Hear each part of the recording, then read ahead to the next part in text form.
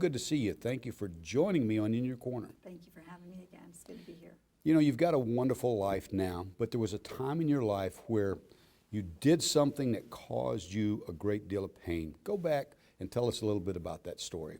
It's been 30 years, 3 decades, that I made the decision to end the life of my child. I was a single mom with 2 little girls. Their father had literally abandoned us, divorced me, and said, I don't want to be married anymore. And I was on my own. And he went across the state to California. We were living in North Carolina at the time. So without any support from him, I had to immediately go to work 12 hours a day, put them in daycare from 6 a.m. to 6 p.m. It was really, really difficult. And I was managing a health club, a gym. And I met a guy that worked out there, and we hit it off really well and got pretty serious right away, and I fell in love. I just fell madly in love, and he did too. And about 9 months into the relationship, I missed my period and we were pregnant. So when I told him that we were having a baby, I thought he would be as excited as I was because we were having a great time, and he did really well with my girls, with my daughters, and I was really surprised that he didn't take it as well as I thought. So his response, I guess, devastated you. It did. It devastated me. But then I was so in love, and you know they say you're blinded when you're madly in love, and I was. So when he convinced me this was the best thing for our relationship, the best thing for my daughters, because he knew I was struggling, and he promised we'd get married later and we'll have kids later. We have plenty of time for that, but the timing wasn't right. So he said all the right things that I needed to hear, the opposite of what I thought I wanted to hear, and I bought into it, believed it. When I made the appointment to have the abortion, he didn't even take me. I drove myself. He was out of town for business that was much more important than me, and that should have been another clue. Yeah, it's pretty common, I suppose. I mean, the boyfriend sends the girlfriend off and doesn't even go, doesn't he? Yeah, they don't have to deal with it. You know, he's just, you go take care of it, and I'll be back next week. And Life will then be rosy. Yeah, we can go on with our happy little relationship. But that's not what happened. When I made the choice to walk into that abortion clinic and have an abortion, it changed my life forever in ways I never, ever imagined. And being a young woman convinced this was the best thing for not only myself, for my relationship with my boyfriend, but also for these children that I was struggling to take care of, I thought I'm doing everybody a favor. So on the way there, I spoke to my unborn child. I was about 6 weeks pregnant, asked that child for forgiveness, told that child this is the best thing for you. You were feeling guilty already. I was, but I still was in the mindset of this is the right thing to do for everybody involved. The worker at the abortion clinic that I spoke to on the phone, you know, reiterated everything he was telling me. This is the best thing. You're not really pregnant. It's just a clump of cells, a blob of tissue. Let's just get you in here right now, right away, and we'll take care of it for you. We're just terminating a pregnancy.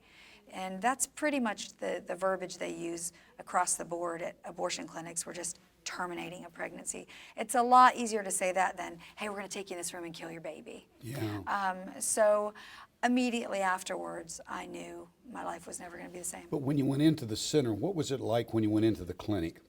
It was cold. There were a lot of other women in the lobby waiting to have the same procedure done. But what I found interesting, Carrie, was we all knew why we were there. It was an abortion clinic, and nobody was looking at each other. I can remember all the women having their heads down, trying to flip through magazines or just, looking at their nails. There weren't cell phones back then, or everybody would probably be on Facebook. And they called my name into the first room, which is where you meet the business manager, I suppose, who takes your money and talks to you. And her countenance was very kind and very reassuring. She was the same woman I'd talked to on the phone. And she explained to me that, you're going to be fine. You'll leave here and never think about this again. You're so early. You're young. You're healthy. You'll have more children later. And I remember asking her, are you sure this is okay? Because I knew what the outcome of a 9-month pregnancy was. I had 2 children already. Yeah. So it wasn't like I didn't know what I was carrying was a child. But so I asked her, and she looked at me and said, do you think our government would allow this to be legal if it wasn't okay? The devil's lie. You're going to be fine. When you Yeah. leave here, just forget about it. Have more children later.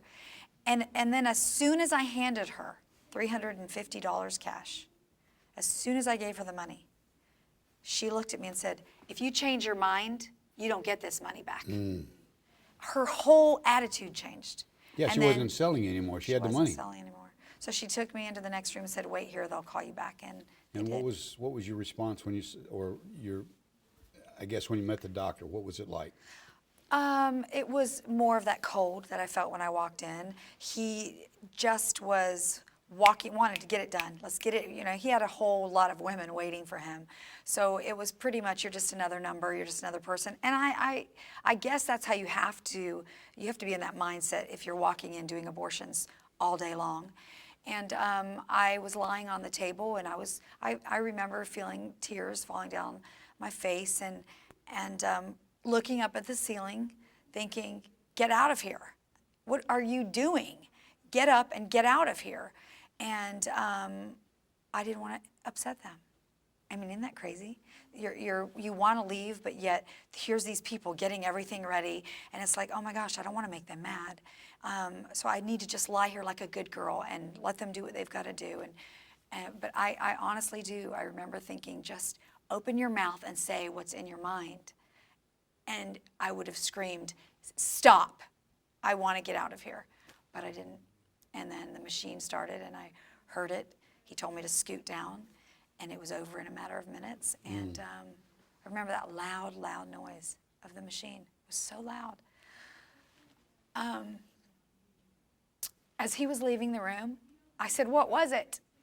And he turned around and said, I don't know what it was. You're too early. Turned around and walked out. He didn't have time for that. So the nurse took me in the next room, which is the recovery room.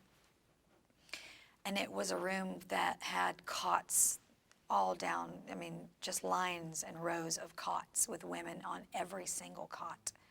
And I was on the very end, and I can remember the wailing and the weeping of those women.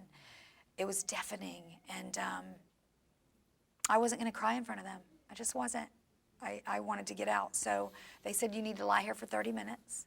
And I said to them, after about 5, nope, you can't keep me here. Give me my things. I want to get out. So I grabbed my things and got out of there as fast as I could. I just couldn't deal with it. And as soon as I got on the elevator, I just broke down and fell to the ground and knew that my life was changed forever. It's tragic. You know, Victoria, we got to go to a break for just a moment, but I want to come back and discuss for just a moment or two in the next segment the pain and sorrow, the guilt, the shame that you went through for a number of years. Back with Victoria. And so, Victoria, after you left there, you were devastated, and I think you went into a deep state of depression after the abortion. I did for several weeks, but my younger children, I had to go on for them. I mean, it's such a mind game to see my 2 children and realize that I took the life of one, and these 2 that I gave birth to were now saving mine, because it was because of them that I went on. I had to. I didn't have a choice. You know, there are probably there's been something like 60 million abortions since 1973. Probably millions of women all over America that are suffering incredible grief, can't get over it 30, 40 years later. What would you say to them? How did you overcome this guilt, this shame, this sorrow that you went through? Well, for me, it was for 13 years that I felt the guilt and the shame. I got involved in unhealthy relationships. I thought that if a man treated me poorly, I deserved it.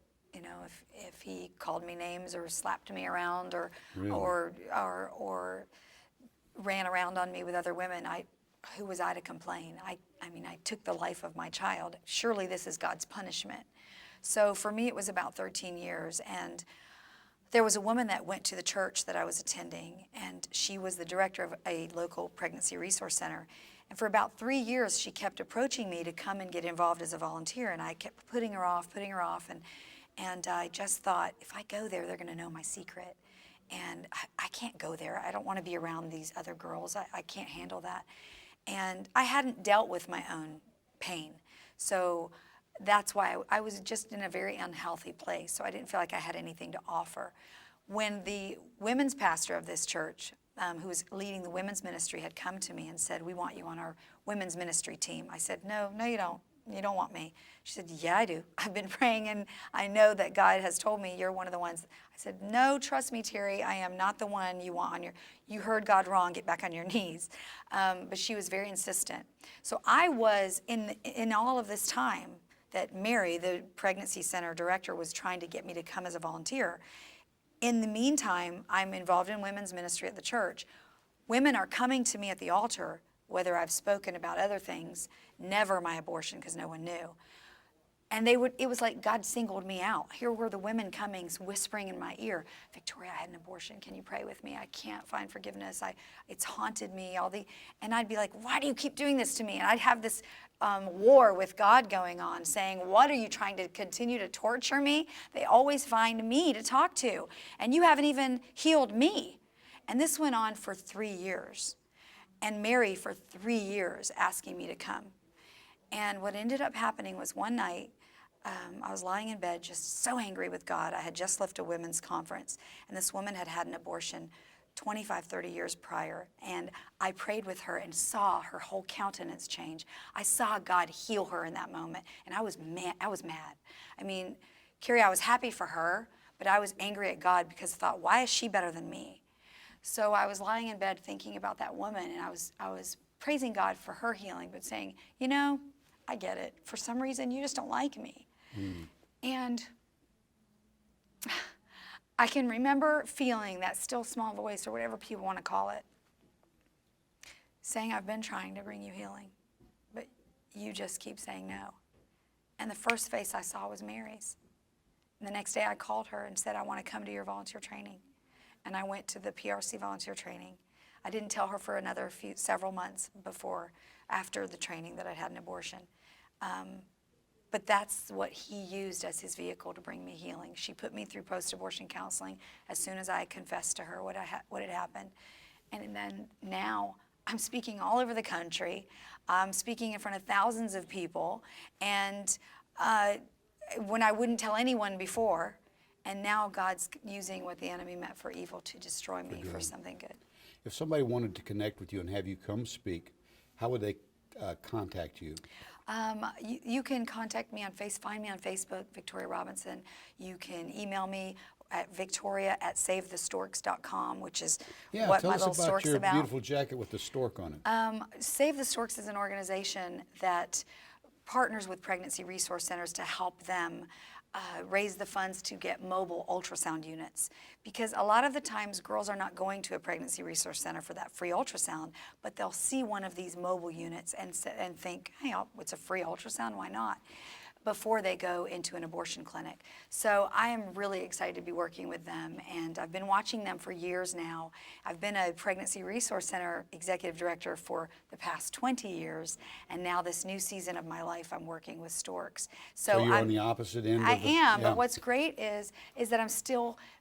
Pregnancy Resource Centers will always have a piece of my heart, because they're the reason why I went and finally accepted healing that I needed to be able to fulfill God's purpose for my life.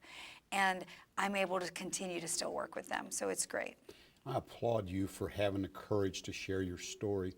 And in the minute or two that we've got left, if there's somebody out there that's hurting and doesn't know how to find forgiveness, what would you say to them? I would say be brave and courageous. Take that first step. Go to somebody you trust. Maybe it's someone in your church. If you don't go to church, someone that you work with in your family. And I also don't want to just talk to women, Carrie, because men are the ones that are also forgotten. Let me tell you quickly that I called the father of my child because I wrote a book about my experience, and I thought he had the right to know, even though I changed all the names in my book. I called him to tell him, I thought you should know that this is what I'm doing. And immediately when he heard my voice, this had been over 10 years, he began to weep. And he said, "I've been waiting for this call for years to beg you for forgiveness, to tell you how sorry I am for what I made you do. I should have protected you and our child, and if I could go back, I would change it."